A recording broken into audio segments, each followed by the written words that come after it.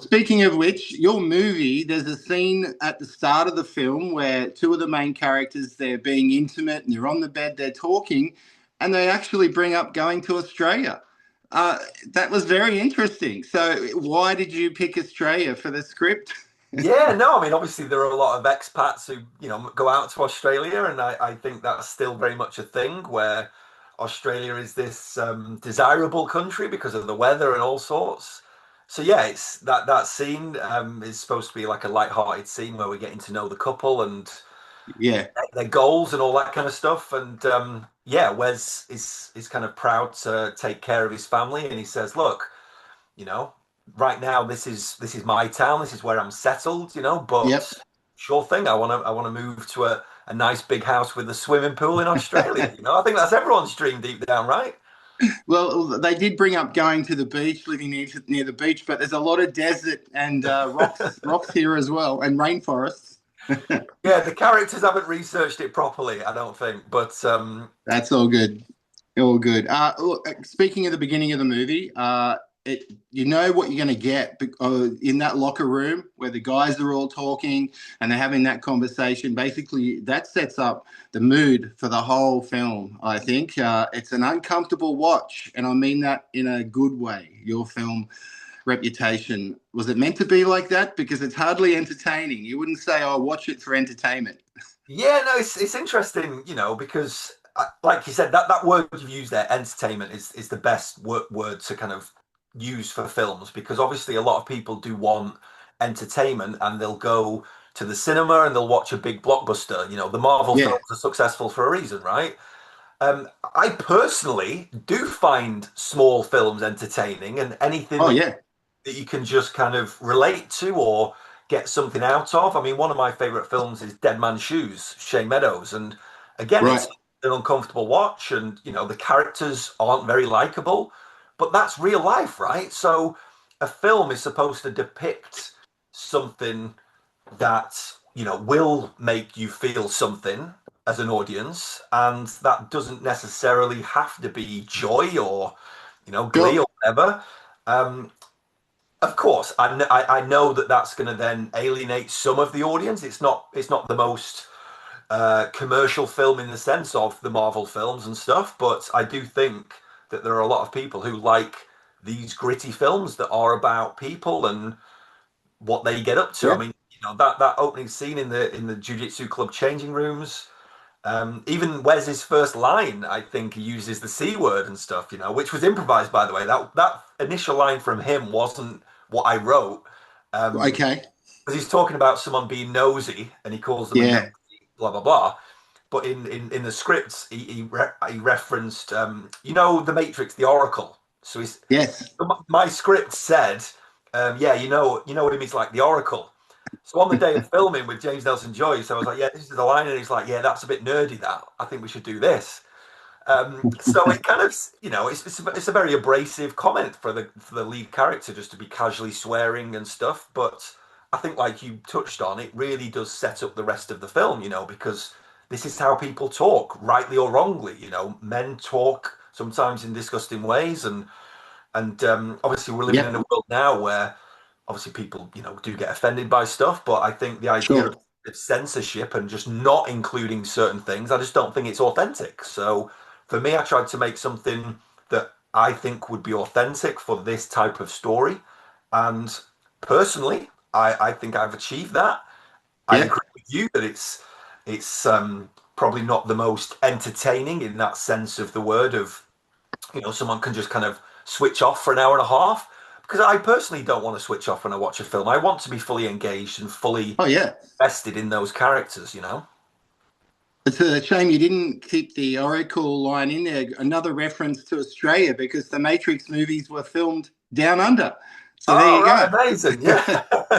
And just drawing a long bow there, mate.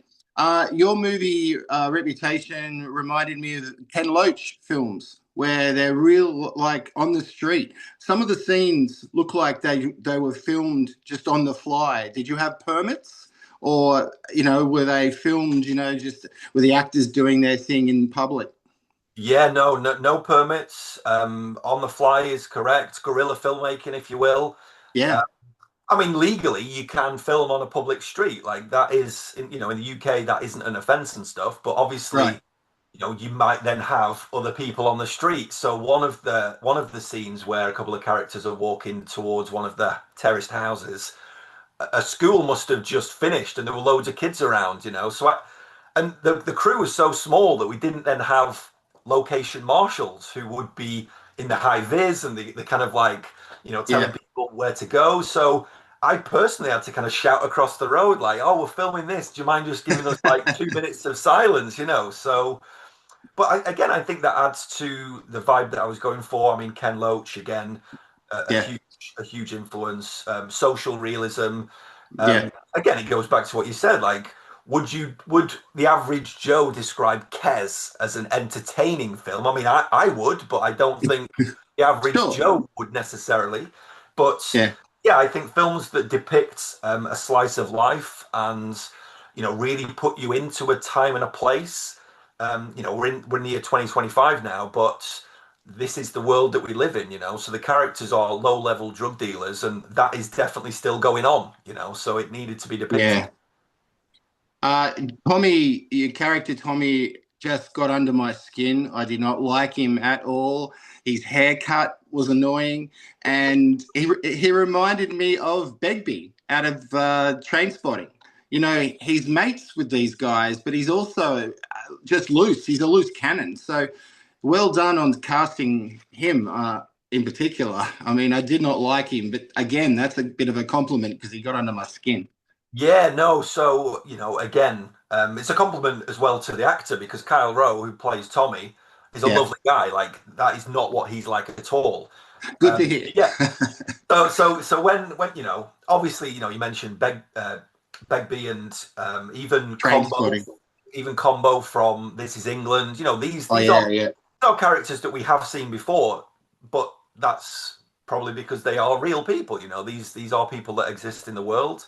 We've tried yeah, to pick someone that, you know, is a nasty piece of work, and yeah, I think that particularly men, but probably women as well. You know, we all kind of have a friend or two that you've known since, say, high school, secondary school. You've known them since you were a kid, and they're just mm, part of your life, right? And you can't kind of shake them off. So even though you probably realise that they're not the best person, and that they do make casually racist comments or misogynistic comments, these are people that exist, and that's why, you know, it's the film is set over a short period of time yeah, where characters come out of prison for a short. He's done a short sentence. It's all subtly touched on that he was in there for 14 weeks. In my head, he's done like a little 3 month sentence for assault or a fray or something small, but he's come right. out. He's even more kind of aggressive and cocky, and it's just like spiraling out of control. And Wes is really starting to deal with his own morals, you know, of what's right and what's wrong. So yeah, the character not likable is correct. But you know, It's real life. There are it's guys real like life. him, That's I'm what sure. you know. It's, again, when I talked about Marvel, like Marvel films, you've got your good guy and your bad guy, right? Now, you know, in films like Kes or whatever, you know, you're always going to get characters that are Yeah, antagonistic, you know, and you need that to kind of balance a narrative and stuff. And but yeah. yeah, it's loosely based on some true experiences of my co-writer Dean Gregson. So he I grew was up. going to ask that. Was it based on any facts or real life experiences? Yeah, so we've set it in a fictional town within Lancashire, but where we filmed Accrington, Great Harwood, Clayton-le Moors, Rishton, these are real towns that you've got the juxtaposition of the terraced houses and boarded up shops and all this kind of stuff with then the beautiful scenery. And it's like in these small towns, it'll be the same everywhere. It'll be the same in Australia, it'll be the same in Germany. You know, you Yeah, do get people up to no good and, you know, exploiting people and doing all these things. I mean, you know, again, it's a subtle reference, but hopefully people got it. You know, cuckooing is something that happens in the film where they've taken advantage of a yeah. disabled man and they're dealing drugs from his house. You know, and it's like Mm, this kind of stuff happens a lot. mm, But yeah, my co-writer Dean Gregson, we've been discussing this film for years. You know, so the writing process took a long time because we wanted it to be as real as possible. You know, we didn't just want to give that kind of rise and fall of a gangster where they're making hundreds and hundreds of thousands or millions from cocaine or something. So Yeah. that's why we created a fictional drug set in a fictional town, because it's not really about that. It's about the characters and their, you know, their thoughts, their feelings, their experiences, and yeah, tried to make it as gritty and as real as possible. Well, I know I've got to wrap it up, but I don't want to go without asking you about Olivia Frances Brown. Or did you know her before casting her in this? Or I think she's one out of many of your cast members that really made an impact for me. Just a Amazing. natural, just a Yeah, yeah. natural. No, I mean, I genuinely had no connections in the film industry whatsoever. Okay, I've just I ran a podcast myself a few years ago where I've interviewed filmmakers, and I've just been learning really about how to make a low budget film. And obviously casting is something that is so important when it comes to filmmaking. And I think my one of my biggest strengths, because I directed it and I also produced it, which are two very different roles. And oh yeah, definitely. I'd possibly say that I'm a better producer, because my role as a producer is bringing people together. It's like spotting talented people and bringing them together. So I found all the cast and I found all the crew. Olivia, I found through her agency. So I'd contacted an agency. They were based in Great. Manchester. They sent a list of names for the roles. I kind of looked at the show reels. I thought she'd be great. And then she did a Yep. self tape. Then we had a Zoom call like this. And yeah, it was that, I don't want to put down anyone's jobs in the industry, but it's like, for me, that was how simple it was, And I've obviously, you probably saw from the credits, I've done a lot of jobs to kind of keep the budget down and stuff. I noticed. I've probably done, like 50, 60 grand's worth of work on this film to keep the budget as low as possible. And Yeah. in a way, I also wanted to do those roles to prove that I could do them. So, again, casting directors, there are very skilled individuals out there and stuff. But I now think, based on the fact that I cast this film, I should be hired to be a casting director for a bigger production, because I think I know good talent, right? I mean, you've just complimented Olivia, which is great. I think Yeah. Kyle Rowe is great. Yeah. James, Robin, who played the two sisters. I'm so happy with the cast and the Yeah. crew. Yeah, filmmaking is a collaborative thing, and you just need to bring people together. And without patting myself on the back too much, I think that's what I did well with this film.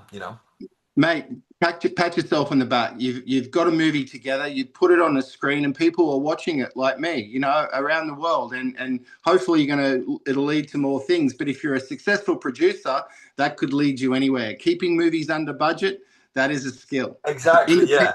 Independent or not, keep producing is hard. So, Yeah. No, thank you so congratulations. much. To wrap it up, why should people watch Reputation in one or two sentences? If people are wanting to watch something really gritty, why should they choose your movie? Yeah, I mean, obviously, support independent filmmaking, because Of course, we yeah, live in a capitalist world where it is just Disney churning out remakes, or live action remakes of animated films, or we've got a new Superman at the moment, right? And it's like the third in my generation. It's the third reboot of Superman, like the third actor to play Superman, and it's like I personally don't think audiences should be giving their money to these things, because yeah, we're going to keep getting it. There'll be another Superman in 10 years or whatever. So yeah. this is a really low level, low budget film, but with high ambitions and high quality. I think it exceeds the budget massively, and obviously I'm proud of it, of course. But I think anybody who's into films about people, about real life experiences, and and they're not afraid to feel uncomfortable by what they're watching, check it out.